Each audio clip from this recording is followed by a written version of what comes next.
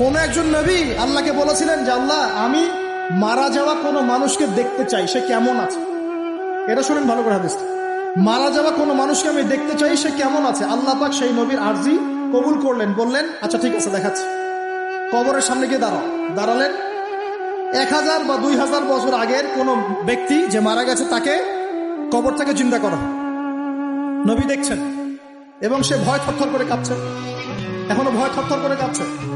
নবীজি, আমাদের নবী নন, অন্য কোন নবী, সেই নবী বলছেন যে তুমি ভয় কাঁপছো কেন, তুমি কত বছর আগে ইন্তেকাল করছো, কি তোমার হালচাল বলো আমার। সেই ব্যক্তি বলছে আমি আজকে থেকে 1000 বা 1500 বছর আগে মারা গেছি, আমি ভয় কাঁপছি।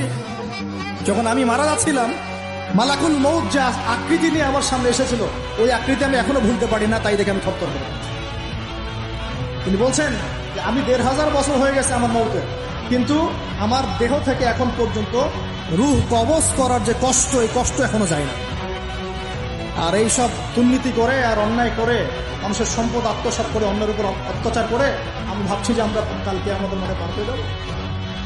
খালি কবরে যাও, তারপর বুঝবো। আল্লাহ রাব্বুল আলামিন আমাদের সবাইকে হৃদয়ের চোখটা খোলার তৌফিক দান করুন।